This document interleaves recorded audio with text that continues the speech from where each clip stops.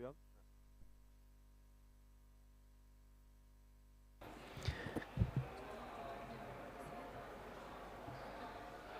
Not open, no. This is just mine.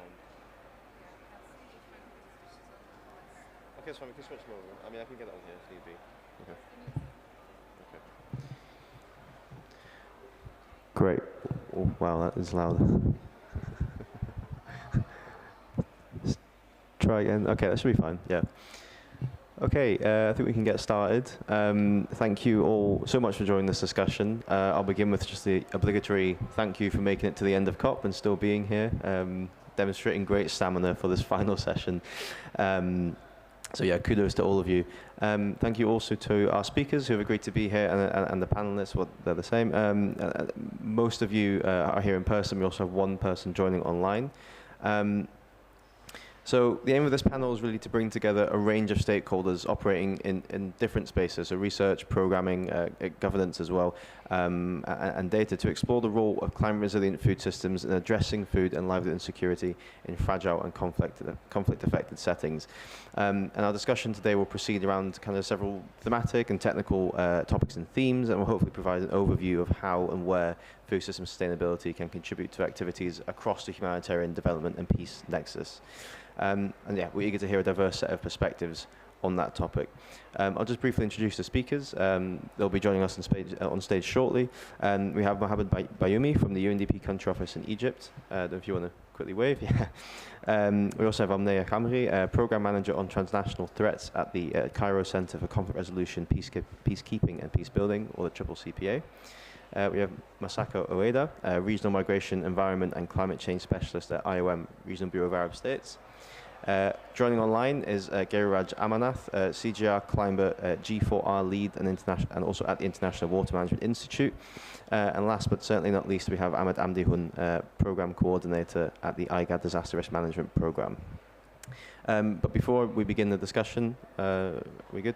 I'm going to hand over to the co-lead of the CGIAR Focused Climate Security Team, Grazia Pacillo, for some opening remarks that are going to frame the discussion going forward. Applause, please.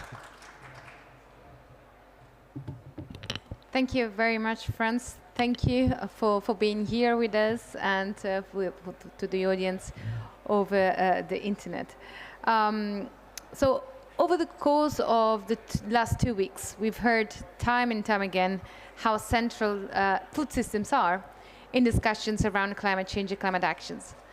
And food systems are amongst the world's greatest emitters, responsible for around a third of total global emissions, but we know that they are also amongst the most exposed and vulnerable sector, and are therefore an area in which investment in adaptation is sorely needed. This need is further exacerbated by the fact that agriculture supply chain provide livelihoods for around 2 billion people, just over 25% of the world's total population across the globe. All this means that food systems are an area where both mitigative and adaptive actions are urgently needed. Food systems sit right at the intersection of social and ecological systems, forming an arena where human-environment interactions are at their most tangible and impactful. Communities reliant upon farming, pastoralism, forest-based livelihoods, fisheries, or any particular combination of these are at the front line of the climate impacts, where there is no or very little buffer between climate change and direct impacts on lives and incomes. In addition, more than half of the chronically food insecure population and people are located in only 21 conflict-affected countries, and we know that these countries are also amongst the most affected and vulnerable to climate impact. Climate is having a tremendous impact on land, water, and food systems, and therefore climate crisis, the socioeconomic risks, and conflict are interrelated. The potential role for land, water, and food systems at the climate conflict interface cannot be ignored. Fragile, climate-vulnerable food production systems represent a threat to livelihoods and nutritional security. in particular in the context already affected by fragility and conflict, can facilitate cascading risk processes in which climate impacts contribute to or catalyze political instability and conflict. Conversely, resilient, inclusive, and sustainable land, water, and food systems can enhance stability and operate as function of sustainable climate-resilient peace. Because of these, recognizing the interconnections between the ecological, socioeconomic, and political systems when discussing food production is essential. The degree of the interdependencies between these systems means that mitigation and adaptation activities must be coordinated across sectors and scales in order to avoid maladaptation and potentially destabilizing unintended consequences. The CGIAR-focused climate security works at this intersection, seeking to qualify and quantify the way the climate can exacerbate insecurities or those drivers that can foster an increased intensity of conflict and tensions. We therefore define climate as a risk and threat multiplier exacerbating existing risks and vulnerabilities, and the trigger and can catalyze cascading risks all the way to conflicts. Our research spans across 4 main areas: evidence, policy, program, and finance for peace. We use state-of-the-art evidence and research scientific approaches to produce policy-relevant evidence to transform climate action and investments in a way that they can contribute to sustaining peace, to create what we call the climate resilience peace, once it doesn't look at root causes of vulnerability only, but also assess and addresses the root causes of those. And we produce tools and guidelines that will help decision makers to do so. For instance, the Climate Security Sensitiveness Scoring Toolkit, the C3ST, a scoring tool that will help us understanding what are the gaps in our climate action, what do we need to do to make them more useful for peace objectives. Or our climate security dialogue platform to monitor policy discussions around important climate security issues. Our flagship innovation to be launched in Q1 of 2023, called the Climate Security Observatory, will help policymakers understanding how we can transform our climate adaptation so that we can contribute to peace. More specifically, will help us understanding how is climate exacerbating drivers of conflict, where climate security hotspots are located, who is bearing the cost of these risks, and then finally the most difficult questions of them all, the what questions. What can we do to mitigate the impact of climate and conflict? Under the how question, for instance, our recent analysis showed that there exists a significant, a strong link between climate impacts, climate anomalies, food insecurities, food and nutrition insecurity, and conflict in Kenya. For instance, we find that a unit increase in the climate-induced nutrition insecurity in Kenya leads to an 8% increase in the intensity of conflict, reinforcing once more the role of the central role of the food systems in this nexus. But our research also shows that these results, the connection, the climate security nexus is highly heterogeneous, which means that the channels through which climate may impact securities, human security, and as well, and are varied and context specific. So we need to research more on this. We need to work across silos, break down barriers, both within the knowledge production and evidence generation processes, as well as within implementations. And organizations like CGIAR are well positioned to marry scientific knowledge and know-how with the social sciences and peace and conflict approaches, in order to provide integrated evidence to those who need it most, decision makers at the policy and programmatic level. But this does not preclude the fact that tackling climate-related security risks requires a broad coalition of actors that bring a varied set of expertise and knowledge to the table. The panel today reflects these needs very well, bringing together actors from across the scientific and practitioner realms and from climatic, peace and conflict, agriculture and mobility related backgrounds. We do hope that at the end of this session, we will be able to come up with an action plan to move our climate security research forward. Thanks to our panelists and audience for being here, and look forward to the discussion. Thank you.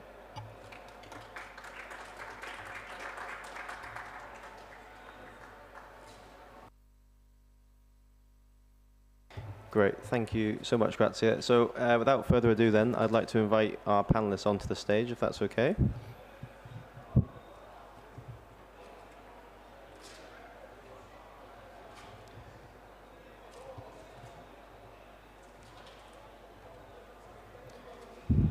Great, and excuse me, I think we have Giriraj online as well, if that's correct. Not sure if he's going to pop up or not. So maybe we can start with a very general question first, with you, Omnea, if that's okay. So how are we seeing this growing confluence between what are traditionally deemed more hard security issues, such as terrorism and insurgency, and increasingly kind of soft or human security issues, like threats to livelihoods, health and physical security? And what is the role of resilient food systems in responding to these compounding risks? Yeah, we do need a microphone, actually, if there's... there you go. Right, thank you very much, Franz, and good afternoon, everyone. So when we talk about climate security and the climate and conflict nexus, we understand that climate change acts as a threat multiplier and magnifier of inherent structural vulnerabilities, particularly in fragile and conflict-affected settings. But if we are unable, that is the end result that we take away from this COP after all the discussions that took place over the past 2 weeks. If we are unable to enhance resilience towards peace building, hard security implications will continue to follow. Just to give a couple of examples, in the Lake Chad Basin, for example, a region that has been at the forefront of climate impact, especially food security, radical and terrorist groups have been exploiting grievances and increasing their influence and recruitment activities at the expense of the local population over abandoned areas where communities had to leave in the rainy season, making it difficult for communities to return to their villages, but also have been directing threats at those communities and implementing livestock thefts and other criminal activities. A similar situation took place in Somalia. Various reports have been documenting al-Shabaab attempts to utilizing the droughts and food crisis in Somalia to amplify their position as a service provider and to boost their legitimacy at the expense of the local population. So just to give, to wrap up an introductory remark here, it is imperative to recognize the complex and co-beneficial relation between food systems, peace building, and climate change responses, investing in the resilience of people and communities, including fortifying our food systems, starting now, is not just a priority, it is the only choice, not only in response to regions where the situation is already difficult, but also in areas where we have enough information now, evidence and data of a looming crisis, and this ability to predict is already at hand. So thank you very much. Yes, thank you. Thank you for highlighting the imperative to act now and also pointing out the diversity of context in which we're seeing these dynamics. So if I could then maybe move on to Masako, if that's okay. Bringing migration into this conversation. So what is the role of migration at that intersection of climate, human security or insecurity, and peace and conflict? And what do you think is needed at the policy and governance level to ensure that migration can best be utilized as a valid strategy for climate adaptation, whilst also ensuring against its potentially destabilizing effects for both destination areas and also for those left behind, of course, as well? Thank you so much. First of all, thank you so much for CGIAR and other partner for inviting International Organization for Migration, IOM, to this very important discussion, especially on the final day of the COP. Just before coming to this session, I was in another session organized by CCCPA, and young activist has reminded us that how the conflicts are affecting even the representation of the countries in the COP. I was not aware that Afghanistan hasn't been able to send a representation because of the conflict. And then there are some other countries which are affected by the conflict, which actually have a very limited number of the representation. So I believe this discussion today, I mean, at this forum and the previous discussion by CCCPA are very important because the voice of the conflict-affected countries are not really actually amplified in a COP because of limited representation. Going back to your question, thank you so much for the question. What I would like to emphasize first is human mobility linked to the climate change in a conflict and fragile affected context are very complex. The peoples and communities, in those conflict settings, they already have the existing vulnerability because of the existing conflict and compounded humanitarian needs. In the face of extreme events linked to the climate change, such as floods and drought, people who are already displaced by the conflict can be further displaced, so multiple displacement. For instance, in Iraq, IOM is monitoring the situation of climate-induced displacement. And as of mid this year, we've tracked 5,700 families, which is almost equal to 4,000 individuals remain displaced because of the drought conditions in the country, but they were already displaced by the conflict as well. Migration can indeed be effective adaptation strategies, especially in the face of strong onset events and prolonged repeated extreme events like drought. But if it needs to take place in an orderly, safe, and regular manner. In Tajikistan, from the different regions, for instance, migration from the drought-prone areas are already an established practice for the people, especially relying upon the agricultural sector for the livelihood. We are currently undertaking the regional study to better understand the nexus between water scarcity, conflict, and human mobility in the context of MENA, particularly focusing on Sudan and Libya. And one of the preliminary findings indicate that migration has been identified as one of the household coping mechanisms to address the worsened human security because of the existing conflict and climate change impact in both countries. So one of the core part of the question is what is needed at the policy and governance level. First, we need more robust data to better understand the interlinkage between climate change, human mobility, and conflict, to make the policy and interventions evidence-based. That's why IOM is currently undertaking this study in Sudan and Libya. The second point is we also need to make human mobility, we also need to include the human mobility consideration into climate adaptation policies and make the system available for enabling migration as an adaptation strategy. This includes bringing synergy between the country's climate adaptation policy and migration policy, because they often work in silo, as we know. And also diversifying regular migration pathways and making them accessible to the vulnerable groups. I already highlighted how migration could be an effective adaptation strategy, given that conditions are met. But another question you mentioned about how we can minimize potential destabilizing effects, side effects of migration. One consideration and practice IOM always do when we actually do the community level intervention is to make sure that our interventions benefit not only the mobile population community, but the host communities as well. So one practical example that I can share from the eastern part of Sudan, as many of you know, there has been an influx of refugees from Ethiopia, and that's put a lot of pressure on the resource management, particularly access to water. So IOM has an extensive WASH program, and what we are really making sure is when we actually provide WASH support, the water access support for the refugee communities, we also make sure the host communities are involved in the discussion and they also have access to resources. So we apply the conflict-sensitive approach to our interventions. Thank you. Thank you. Yeah, and I think it's great to emphasize that migration is at its core an adaptation strategy, and it should be enshrined as such. And the onus is more on managing it rather than letting it escalate into potentially dangerous areas. If I could then maybe turn to you, Ahmed, if that's okay. One of the things that Masako mentioned was effective use of data.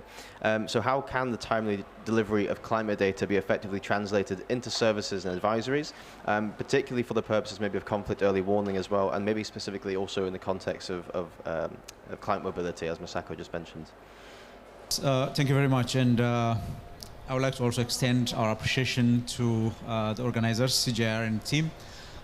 Overall, I think what's critical in this discussion is the issue of understanding migration as an adaptation agenda. I think this has to be said over and over again.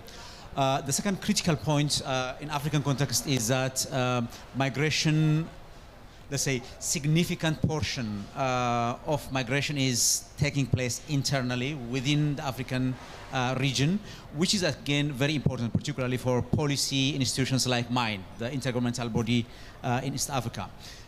Coming to your question, particularly anticipating or preparing for the disasters, for any shock, climate shocks is, I think, very central, as we all know. But towards that, I think the climate services, for example, or understanding how the climate dynamics works is quite central. By extension, this is basically to look at the early warning systems, which we have just launched under WMO for early warning for all. The central point of that is, I think, it's only 40% of the world is covered with early warnings at the moment.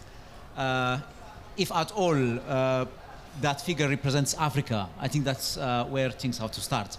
Along that line, I think, especially towards, okay, the bad news is that, you know, with climate change, disasters are going to be more intense and more prolonged and so on. That's exactly what we see in Eastern Africa. 5 failed seasons. 5.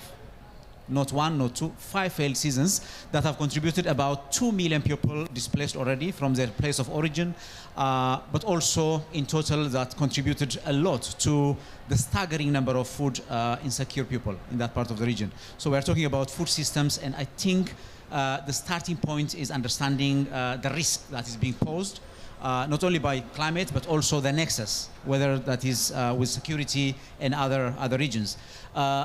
The recent research by the Spark, for example, is emphasizing that the more fragile a region is or a country is, the less adaptation funding they are getting. So that is, I think, another complex, another layer to their situation. Take about Somalia, talk about you know, parts of the Eastern Africa region. Coming to the last point on mobility, I think as IGAD, we do undertake modeling, particularly on slow onset and sudden onset disasters. The findings are again not encouraging. For example, floods alone are displacing on average at current climate about 1.2 million people only in Eastern Africa. What if for Africa? What if for the world? So this is one of the outputs of the risk modeling, affecting 2 million people every year. For slow onset, you know, changes, let's say climate change or droughts or, you know, some environmental changes, I think the number is, again, it's very difficult to capture, but they are really creating a pressure already in a complex, intertwined risk drivers like the Horn of Africa. That's basically what we call an epitome of crisis.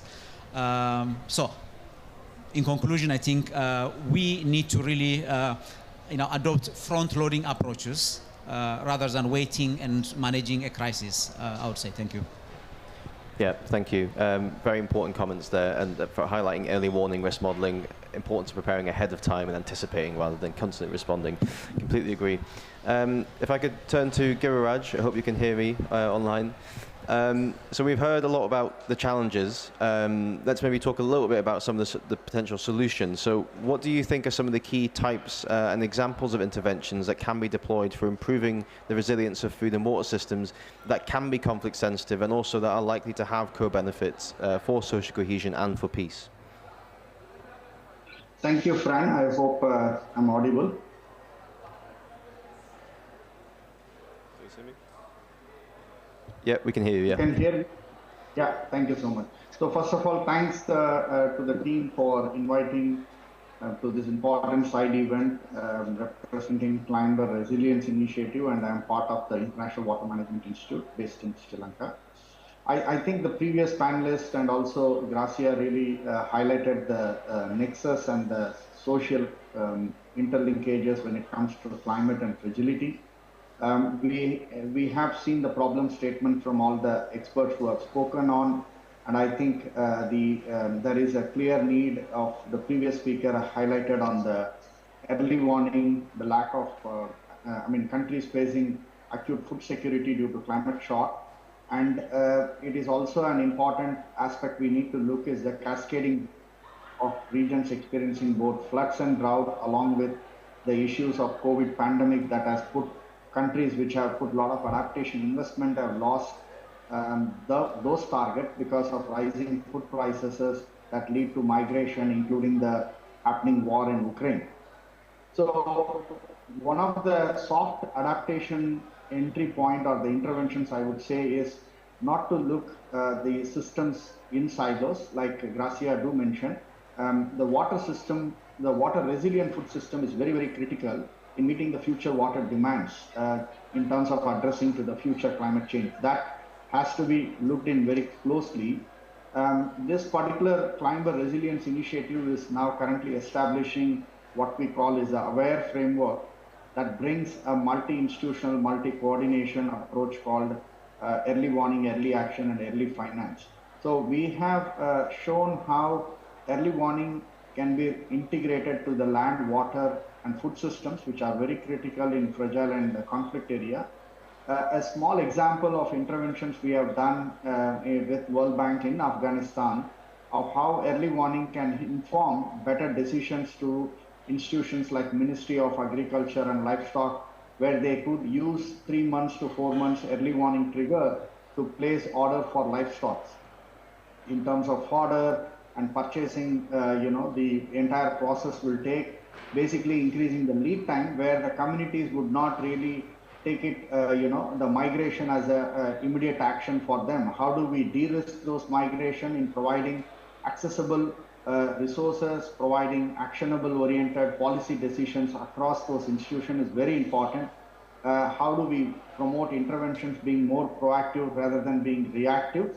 That need to be looked at. And I think in this particular contribution, I think agriculture can really play a big role because in regions where we talk fragile countries is specifically the lack of water. Water scarcity, contamination threaten the health of many households just because during drought you don't have access to good drinking water or the livestock that impacted through this drought. So we need to see the clear entry points of what adaptation interventions we are speaking about. If I just use a couple of points referring to the previous speaker as well, there is a clear need to have an integrated approach that talks about both quantitative modeling and qualitative system modeling, where we can really look at the complexities of those water, food, and energy systems in a multi-scale approach. And then we can really talk about what the integrated water resources management and the policy decisions to go on. For example, we are really lacking a better water accounting approaches to assess land and water use, how much water is available, what land use program you could, water use program you could structure. And also we need to be more adaptive and transformative pathways to be planned. And IMI has done quite a big number of work with USAID on the farm-led irrigation, even in a minor small-scale farmers, how you could promote supplementary irrigation to boost your food security, de-risking your migration. There are a lot of successful examples we have done in Ethiopia and elsewhere. Last but not least is also in COP that was spoken extensively is the nature-based solution, which is also quite not just looking things in silo, but looking into the landscape and the ecosystem approaches is very important in addressing the land and water systems. I would come back more on some of the lessons we learned. Fran, if we get an opportunity, I'll stop here. Thank you, Giriraj. Very clear. Some very important points there. So not looking at food systems in a siloed manner, be adaptive, be transformative, and thank you also for some good examples from the field there, really.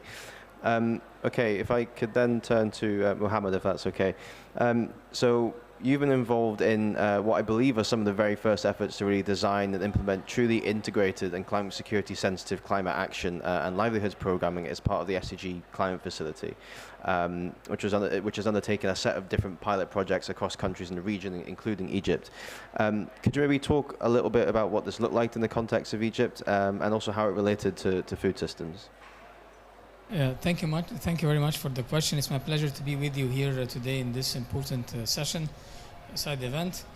Actually, we are implementing a project in Egypt to protect the low-lying lands in the Nile Delta from the coastal flooding and sea level rise. First, best, I would like to highlight that the Nile Delta is one of the 3 most vulnerable deltas globally, as per the IPCC, to sea level rise.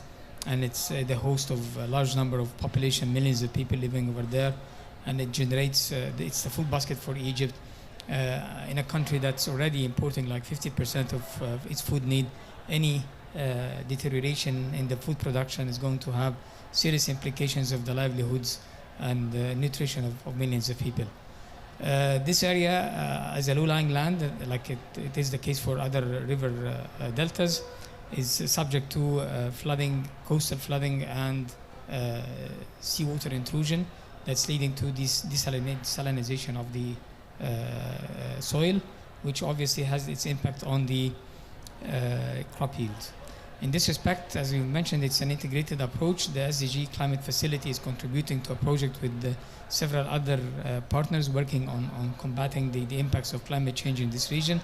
And we are addressing it in a multi-sectoral process, starting from the reducing the threat for coastal flooding during extreme weather events, which is extremely serious, that can flood large parts of the Nile Delta during the storms, the big storms. So we are now building 70 kilometers of dike systems, like the Dutch experience in protecting their low-lying lands across the coastal zones of the Nile Delta.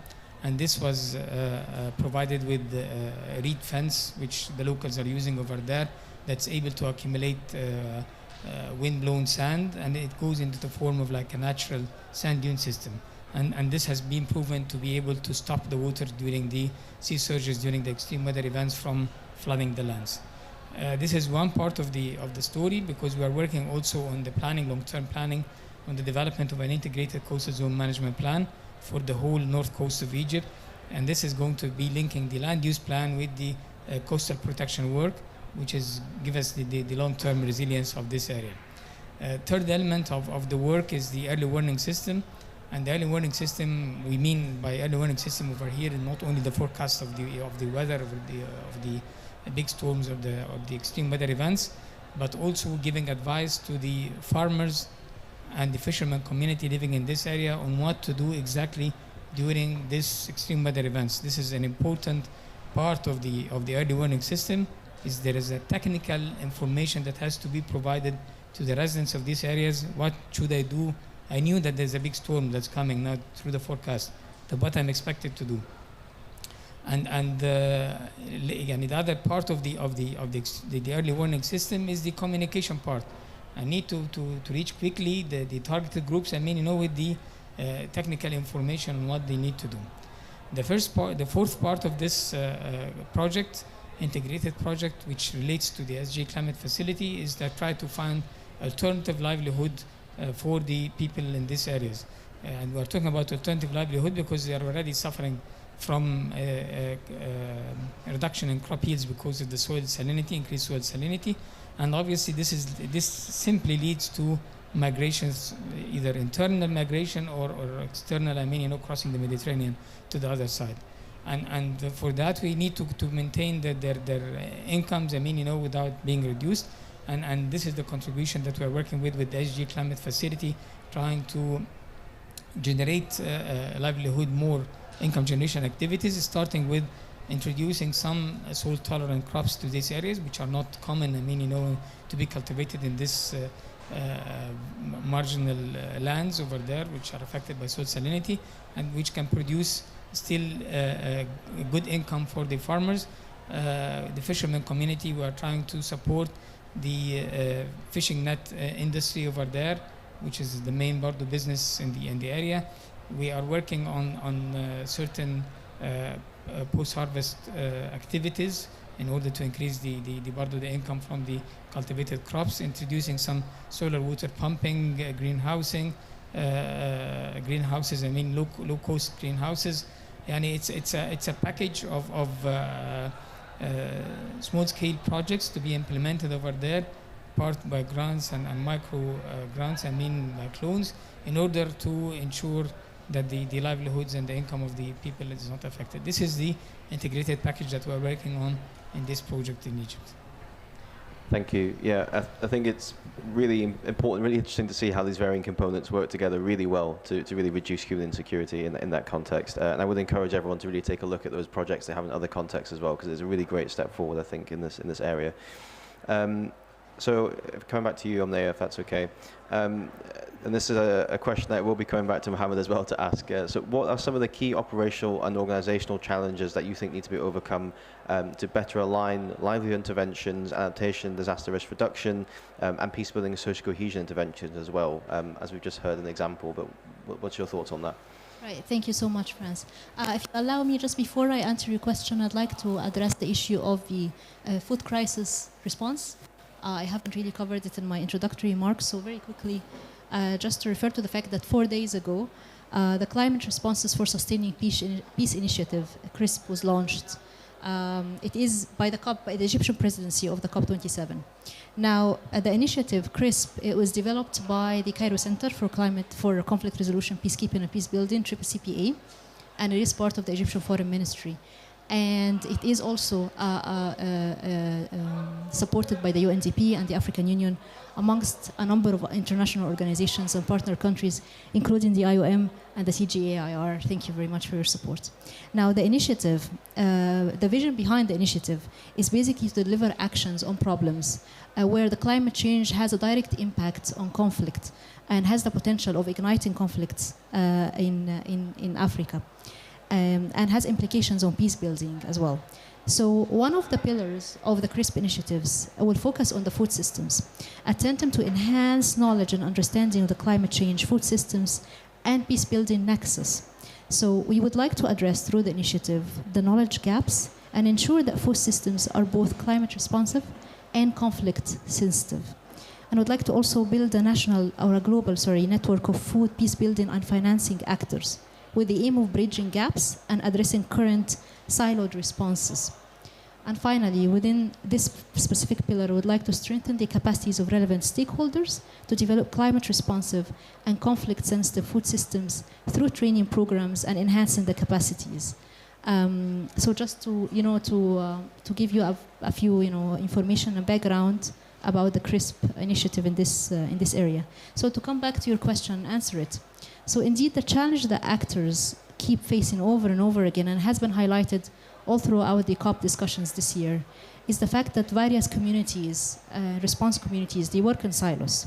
Many of the systematic issues that impede the translation of climate commitments into actions are in fact the outcome of this siloed and reactive management of climate change threats.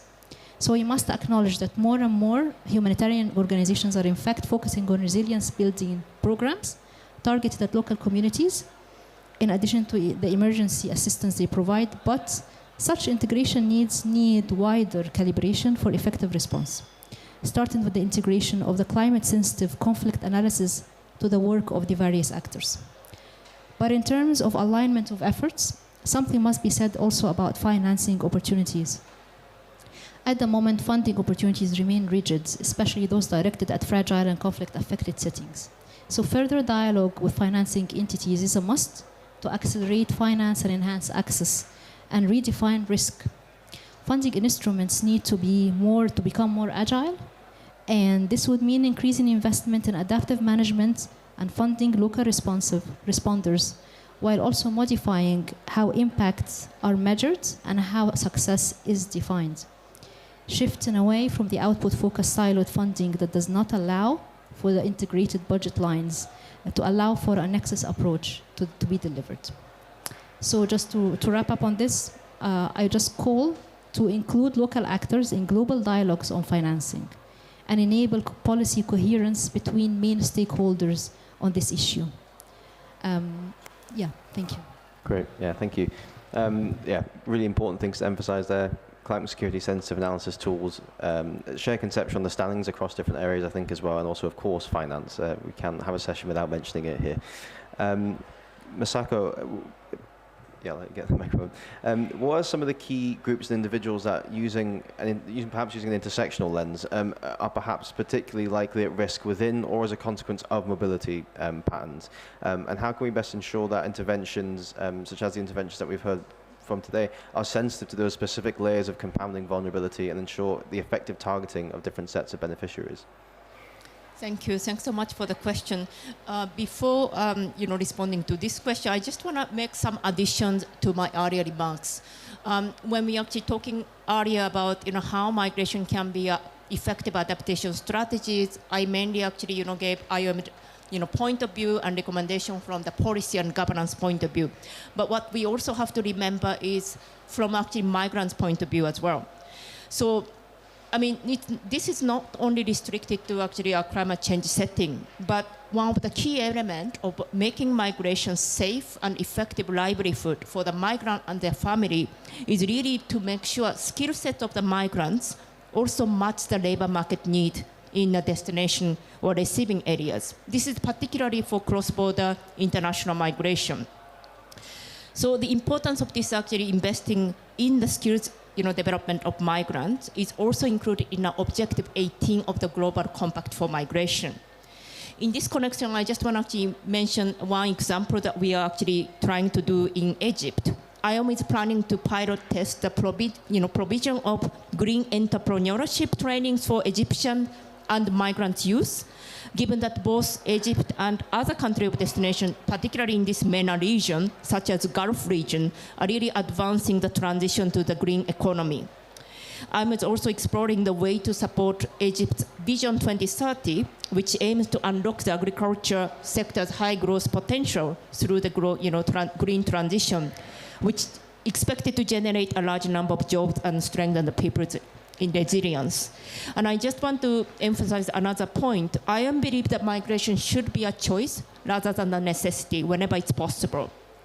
So another actually key intervention we are doing in this nexus of migration, climate change, and human mobility is how we can actually support for the people who wish to stay in their communities, which are affected by the climate change. So one example that we have from this region is in Morocco. We have recently finalized a project which facilitated the knowledge transfer of Moroccan diaspora in the area of agroecology so that it can help to diversify the livelihood opportunities and options for the people in the rural communities.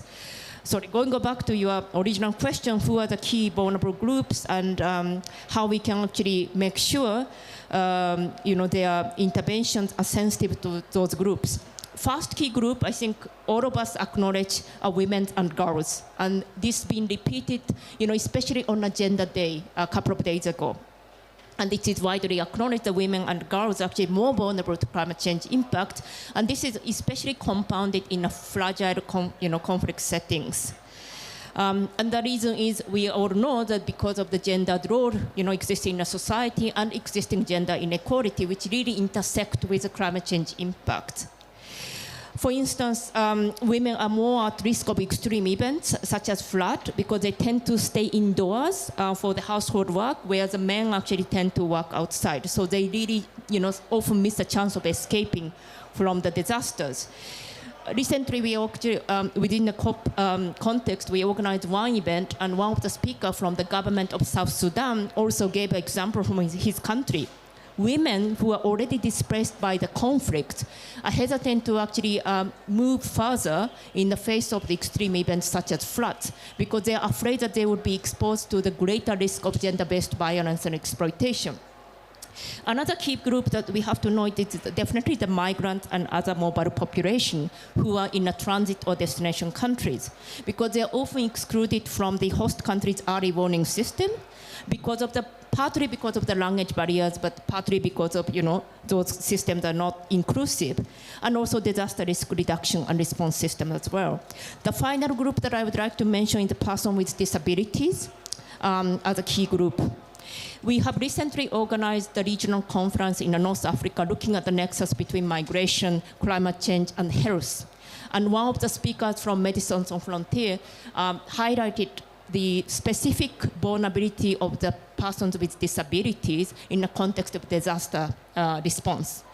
Because the systems are not necessarily a response to their needs. So in order to reduce the vulnerability of these key groups, all relevant policies, systems, and interventions, including climate adaptation, disaster risk reduction, humanitarian intervention, need to be gender sensitive, migrant inclusive, and also inclusive of persons with disability by involving them in a decision-making processes. Thank you.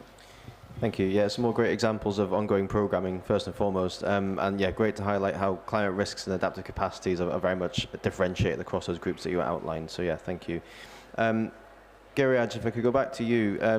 You mentioned earlier that you had some more examples, so eager to hear those. But also, what are some of the key future steps in leveraging food and water science in terms of data and research and other aspects for the purposes of resilience to both climate and conflict-related risks? Where do you see us going? Thank you, Fran, again. I think a lot has been said by the previous panelists. But I would say we are also currently working in Morocco on the green economy plan with the 2020 agenda. What we have seen across the Climber initiative is most of the adaptation interventions are more, it needs to be more in a bold action of transformative focus. So currently we are also reviewing some of the adaptation programs that have been done by development partners or humanitarian organizations, to look at what are the gaps in those transformative options, whether to restructure some of the basin infrastructure, what are the path shifting exercise the government need to work with the local communities. It should be a multi-scale. So we have a framework we are developing now that can certainly help, bringing the food and water science in terms of modeling technologies which the government of Morocco already developed in some of the basins, what we refer is Milal province, we are working there. So we need to really bring coherent interventions because we have been always doing accelerative transformation. Now we have to look at, accelerative adaptation to a transformative thinking. But I think equally what, as others have spoken, is about how governments need to adapt multi-level inclusive governance and participation. Because we have seen in recent reviews and the work of Elinor Ostrom on championing the polycentric governance, I think that is really playing a big role. We have seen some of the great examples in sub-Saharan Africa, how groundwater usage has been identified and how novel polycentric governance systems have been adopted there. So going forward in such fragile and migrative systems we are talking about, there is a clear need to look at what are the interests emerging from those institutions to provide a nested system, and also providing an effective platform for negotiation to promote better cooperation across those systems. Because each system, while we say food system is equally good, we have seen climate action, we have seen water system. So, and I think they all have to come in a common voice of addressing the set of rules, responsibilities, and accountability is very important going forward on that. And I think we also need to recognize it's not easy to say how those institutions can work together if we do not find a better incentives and innovations within institutions. And then technology, of course, is very critical to address those trade-offs between those decisions, how they make. And equally, those communities need a sound investment, not just 3 to 5 years, but looking at the next 20 years horizon in terms of how we can achieve a transformative water resilient food system, which is quite difficult decisions to be made by the government, where we are seeing most of the pledges are very short-term adaptation pledge. We need a long-term pledge to look at. And my last observation also is also bringing the compact of all those government, communities, producers, private sector, to really stay on course to look at not a short-term adaptation, but a long-term adaptation. Then we can de-risk really the conflicts and migration going forward on those processes. Thank you. Thank you, Giriraj. Yeah, accelerating transformative options and ensuring that inclusivity across skills and systems of governance is very important. In the interest of time, Ahmed, if I could combine the two questions that I had for you, if that's okay, putting you on the spot a little bit. Mention the idea of multi-level governance. From the regional level, what types of data are needed to identify and record compounding climate risks that may eventually escalate into instability and security? And what do you think is the appropriate arrangement or constellation of stakeholders to which this data is disseminated for the purposes of anticipatory action, disaster risk reduction, development planning, maybe other capacities that you think are maybe lacking in that regard as well? Thank you very much. I think that's a bit, it's already compounded. But I think the critical thing which we all understand is in terms of forecast, for example, we have been really improving as a world or even as Africa. My center, for example, we successfully transitioned to object-based forecasting. So, there are improvements there. The key gap is in terms of the other risk parameters. For example, the exposure, vulnerability, coping capacity, and so on. Unless we have such data, it's really difficult to understand the impacts. We can forecast the weather, what the weather will be, but it's very difficult to understand what the weather will do. So I think that's very critical. In terms of also understanding the issues to do with anticipation, I think particularly looking at the global phenomena of climate extremes, from floods in Pakistan to the droughts in the Horn of Africa and so on, I think we are left with no options now. Talk about damage and loss, for example. Before we talk of compensation, the most important one is how can we prevent or reduce the damage and loss. Early warnings, for example, are, I think, one of the proven ways of reducing the damage and loss. But also, I think research is very, very clear in terms of investment on early warnings, for example, have a return of 10-folds or plus. So it is staggering. It's a paradox why we prefer to wait and respond, which is costly. And in terms of resource availability also, I think for response, it is not comparable, really. It's not even 10% for anticipation at the moment. The 90% is still on crisis management. It looks there is no learning there as a world, I mean. So I think that's critical. In anticipation, I think two things are very critical. Number one is understanding of the science, the modeling and so on. I think that's very critical. Particularly the models are quite important to tell us the thresholds and triggers. At what exceedance level are we acting or triggering action? I think that's very important. That's very critical and need to be strengthened. The second one is on resources. I think at the moment, even the pledges here we see, we are already worried that it seems that we are moving in circles. Like we pledge, but we don't see the money, particularly in a very fragile and most vulnerable communities. So I think that is very critical. On the financing aspect, again, anticipation requires pre-financing. So we act before we see the disaster. We have been really lobbying global actors, including the DJ ECHO of EU, if they can show by example, at least allocating 10% of their humanitarian operations in anticipation or in anticipatory actions. So governments will follow. Particularly my center, my institution is really working also with governments, trying to convince putting aside resources for anticipatory actions rather than always, managing the crisis, which is costly and unsustainable, particularly in a developing economy setting. Thank you. Yeah, thank you. Well, I think we need to hope that there's going to be a threshold in terms of that financing eventually as well. Like you said, if one does it, hopefully others will follow. And then the final question, I know we're coming to the end of our session for Mohammed. Yeah.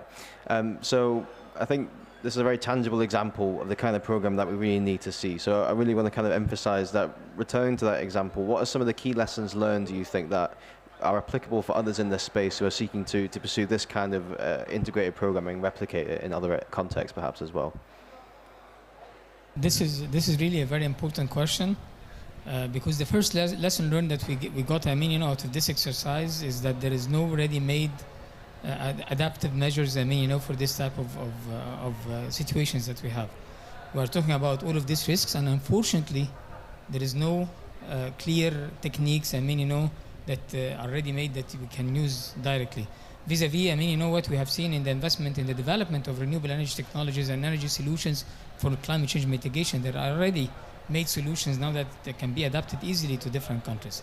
For coastal adaptation, for water shortage, still we are far from having these techniques or technologies available, I mean, for all.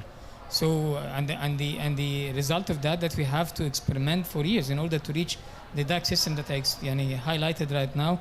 It was years of work with the GF money in order to develop the low-cost technologies or techniques, I mean, that can really protect the low-lying lands from the coastal flooding. And now we are scaling these techniques that were developed by the GF money with the GCF funds. The second lesson learned is that we have to learn from the local communities living in these areas.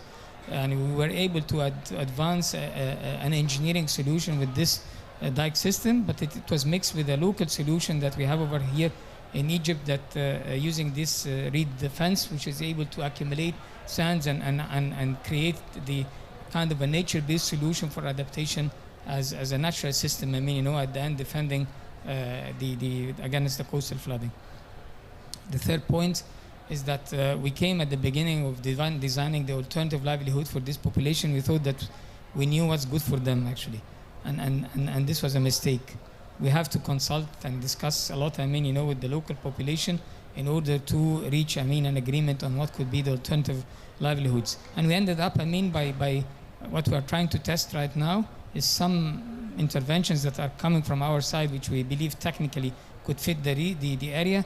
But we are hearing, Bardo, from them, there is some of the activities or the small-scale projects that we never thought about, and maybe we are testing, I mean, they were requested by the local population, and we are testing now to see the validity and how this can be implemented with some technical assistance in the implementation. Thank you. Thank you very much. Yeah, very important points. So not just important to work across different silos, but also break down those vertical silos perhaps as well, like you said, really involve the local community. Okay, so I know last session, everyone's very tired, but we do have space for one round of questions if there are any from the audience. Space is yours. Apparently not. That means that you guys have done an excellent job. So thank you all very much for attending the last session. Thank you again to all the panelists to stick it to the end. And yeah, hopefully safe travels. See you at the next COP. Thank you.